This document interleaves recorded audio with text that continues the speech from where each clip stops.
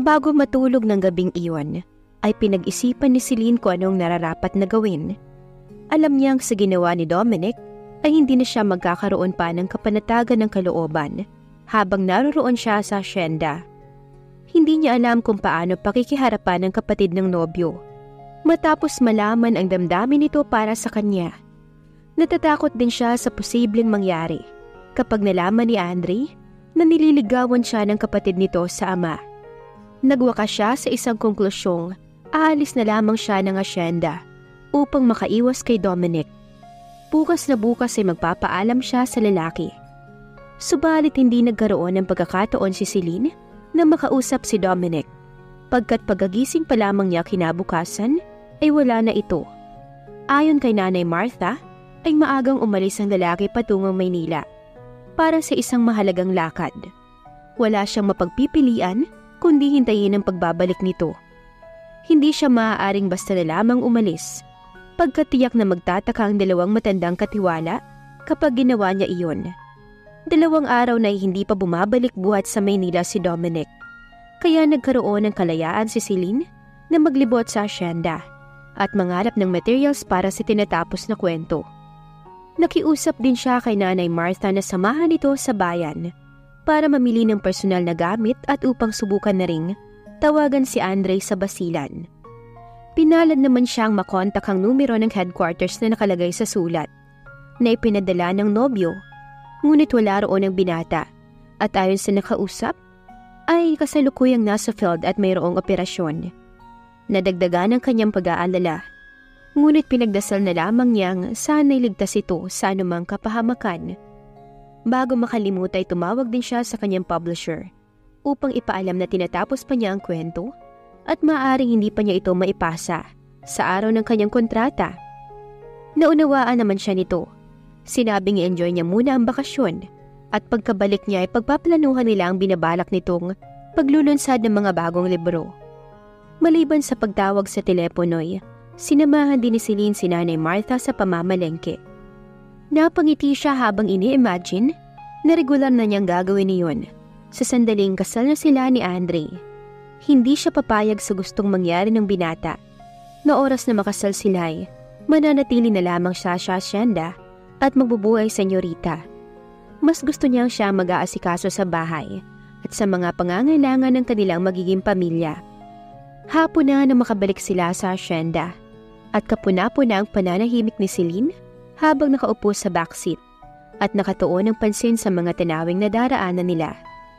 Bigla siyang nalungkot nang maisip na magbibigay sa kanya ng problema ang ipinagtapat ni Dominic kapag kasal na sila ni Andre. Lalo pangat magkakasama silang tatlo sa silong ng iisang bubong. Mukhang dumating na si Dominic, sabi ni Nanay Martha nang tanaw na nila ang bahay asyenda. Sa narinig ay napukaw sa pagmumuni-muni ang dalaga. Biglang bumilis ang tibok ng puso niya nang mabanggit ang pangalan ng lalaki. Ang sabi naman niya sa akin, mga 2, 3 araw lang siya sa Maynila. Ani Tatay Raul na nakatuon ng pansin sa pagmamaneho. Nakita ni Celine ang pulang Mitsubishi Strada sa driveway, kaya natitiyak niyang naroon na nga ito. Gayunpamay, hindi siya nakisali sa usapan ng mag-asawa. Maya-maya pa'y huminto ang asul na Pajero sa tabi ng modelong pick-up. Bumaba si Tatay Raul at inalalayan si Nanay Martha. Si Celine ay nauna nang lumabas dala ang mga pinamili at hindi na hinintay na alalayan ng matandang lalaki. Papasok na sana siya sa sala nang biglang sumulpot mula sa kung saan si Dominic. Silabis na pagkagulat ay nabitawan niya ang plastik na pinamili at sa malas ay natambad ang 2 pulang panloob na binili niya kanina. Wala siyang balak bumili ng panloob pagkat marami siyang dala, ngunit naengganyo siya ng isang tindera nang makita mas mababa ng 30% ang presyo ng mamahaling panloob na yun kaysa sa tunay na halaga. Pinamulahan ng mukha ang dalaga sa nangyari. Hindi malaman ni Celine kung paano itatago sa paningin ni Dominic ang mga panloob. Mabilis na yumuko ang dalaga upang damputin ang mga iyon. Ngunit higit na mabilis si Dominic. "Ibigay mo sa akin yan!" Bulalas niyang halos agawin kay Dominic. Na-amuse na nagtaas ng kilay ang lalaki. Sa mga matay mababakas ang nakakalokong ngiti nang itapat sa mukha niya ang hawak na panloob. Magkahalong galit at pagkapahiya ang naramdaman ni Celine sa hindi direktang bambabastos nito sa kanya. Kung nakakasakit lamang ang tingin ay, kanina pa niya nasaktan ang lalaki. Amazing! Nanonodyo pang sabi ni Dominic, at sa pagkamangha niya ay, tinignan nito ang hawak na animoy isang interesanting bagay na sa buong buhay ay noon lamang niya nakita. Hanggat hindi ko nakikitang suot mo to'y, hindi ako maniniwalang kakasya sa'yo. Dagdag pa ng binata. Sa muling pagkakuha ay nagtagumpay siyang maagaw mula kay Dominic ang mga panloob. Dali-dali niya iyong ibinalik sa plastic at mabilis nang tumalikod. Narinig niyang nasisiyahang halakhak ng lalaki at lalo lamang nagpantig ang kanyang tenga. Bakit mukhang tuwang-tuwa ka? Usisa ni Nanay Martha kay Dominic. Nang pumasok na sa sala kasunod si Tatay Raul, nakita pa nitong nagmamadaling pumanik sa itaas ang dalaga. Bagkus na sumagot ay lalo lamang tumawa ang lalaki. Naiiling na tumalikod ang matanda. Pagpasok sa kwarto'y, nang gagalaiting inihagis ni Celine sa ibabaw ng kama, ang supot ng pinamili at padabog na naupo sa gilid niyon. Talagang ginagalit siya ni Dominic at hindi na niya mapapalampas ang pambabastos nito. Kung si Andre ay may karapatan na biruin siya sa mga ganoong bagay, pues wala ito. Dama pa rin ng dalaga ang pag-iinit ng buong katawan, dala ng galit ng tumayo at ilabas ang mga damit sa cabinet. Pagalit na inalagay iyon sa traveling bag, at nang matapos doon, ay isinunod na ang ayusin sa lalagyan ng makinilya. At ang papatapos na kwento, aalis siya ngayon din at walang makakapigil sa kanya, maging ang pangakong binitawan ni Andre. Kung pinalampas niya ang unang pambabastos ni Dominic, ay hindi ang pangalawa. At hindi na niya hihintayin pang sa ikatlong pagkakataon, ay bastusin siya nitong muli. Bitbit ang makinilya sa isang kamay at sakbit ang traveling bag na binuksan niya ang pinto. Desidido na siyang umalis. Ngunit nadismaya siya nang mabuglawan si Dominic sa labas ng kwarto. Nakangiti. Nanunodyo at hindi malang kababakasan ng pagkagulat sa tangka niyang pag-alis. Saan ka pupunta? Casual na tanong nito. Humakbang papasok sa kabila ng galit na malinaw na mababakas sa mukha ng dalaga. Aalis na ako at hindi mo ako mapipigilan, Dominic. Pahayag niya sa mataray na tono. Ngunit napilitang umurong nang hindi huminto sa paglapit ang lalaki. Hindi ka aalis ng asyenda, Celine, at ang kagustuhan ko ang masusunod. Wala kang karapatan na pigilan ako. Galit na bulalas niya. Hindi kita kaano-ano, lalong hindi kita nobyo. I said you're not going anywhere. Hindi mo ako gustong umalis para may nababastos ka? Ganun ba? I hate you, Dominic. Hindi ako manika na pwede mong paglaruan kapag gusto mo. Hindi kita pinaglalaruan, Celine. Tutol nito at muling humakbang palapit sa kanya. Inilapag niya ang bag at makinilya at itinaas ang dalawang kamay bilang babala. Huwag kang lalapit. Kapag lumapit ka, sisigaw ako. Go ahead, by all means. Pabor sa akin kung sisigaw ka na may ginagawa ko sa iyo, Celine.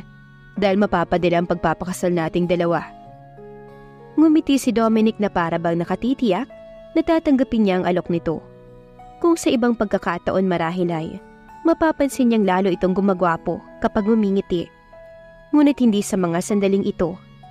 Ano ba talaga ang gusto mo?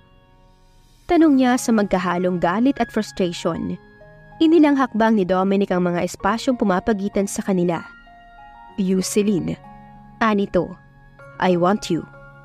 Bago pa makasagot ang dalagay, nakakulong na siya sa mga bisig ni Dominic. Hinawakan nito ang kanyang ulo upang wag niyang maiiwas ang mga labi sa halik ng lalaki. At nagtagumpay ito. Habol ni Celine ang hininga nang pakawala ni Dominic. Nang makabawi ay umigkas ang kanang palad ng dalaga at tumama sa kaliwang pisngi nito. Ngunit hindi man lang ininda ng lalaki ang sampal niya rito. Walang imik na hinaplos lamang nito ang namumulang pisngi. I hate you, Dominic! Bulalas niyang lumuluha ang mga mata bago nanlulumong napaupo sa gilid ng kama. Wala kang karapatang halikan ako! Sumbat niya. Hiyang-hiya siya kay Andre at sa sarili. I am your brother's girlfriend. Paano mo nagawa to? Hindi ko pinagsisisihan ang ginawa ko, Celine. Hinagkan kita dahil gusto kita at nakahanda akong panagutan ka. Sa ginawa mo, lalo mo lamang akong binigyan ng dahilan para umalis dito. I don't care anymore. Kahit ano pang sabihin ni Nanay Martha o ni Tatay Raul, ang mahalaga'y makalayo ako sa isang traidor na katulad mo. Hindi ako traidor. Nagtiim ang mga bagang ni Dominic sa tinura ng dalaga. Ngunit ano nga ba ang tawag sa isang lalaking mga agaw ng nobya ng may nobya? Pabayaan mo na akong umalis, Dominic. Nakikiusap ako. Habang hindi ka palubusang natutuksong gumawa ng isang bagay na pagsisisihan mo sa bandang huli. Tumitig si Dominic sa mga mata ni Celine at nakita niya ang pagsusumamo roon. Humugot siya ng isang malalim na buntong hininga bago itinaas ang kamay. Okay. Maya-maya'y sabi. Bukas na bukas din, ihahatid kita sa Maynila. Gusto ko nang umalis ngayon din. Anang dalaga. Hapon na at may nagbabantang ulan. Sa makapal at maitim na ulap ay natitiyak kong malakas sa magiging buhos nito. Magiging mahirap para sa atin ang bumiyahe, lalo pa kung madilim na'y basa pa ang kalsada. Hindi mo obligasyong ihatid ako sa Maynila. Maaari ako mag-commute gaya ng ginawa namin ni Andre nung umuwi kami rito. Ipahatid mo na lamang ako kay Tatay Raul sa bungad ng hasyenda. No, iniwan ka sa akin ni Andre, kaya obligasyon kong pangalagaan ka. Hindi ka aalis ngayong gabi at final na ang desisyon ko. Besides, hindi mo na ba maaaring palipasin ang gabing ito? Nagpawala si Celine ng malalim na buntong hininga bago marahang tumango matapos timbangin ang katuwiran ng lalaki. Kung sa bagay naisip niya, wala namang mawawala kung magpapalipas pa siya ng isang gabi sa hasyenda. Sige, makaraay sabi ng dalaga. Pero kung bukas ako aalis, ay hindi mo na ako kailangang ihatid pa.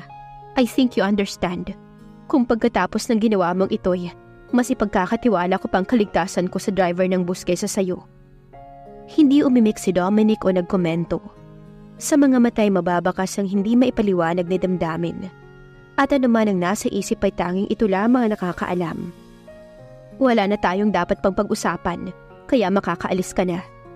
Untag ni Celine, makaraan ang mahabang katahimikang namagitan sa kanila. Lumapit sa pinto at binuksan niyon para sa lalaki.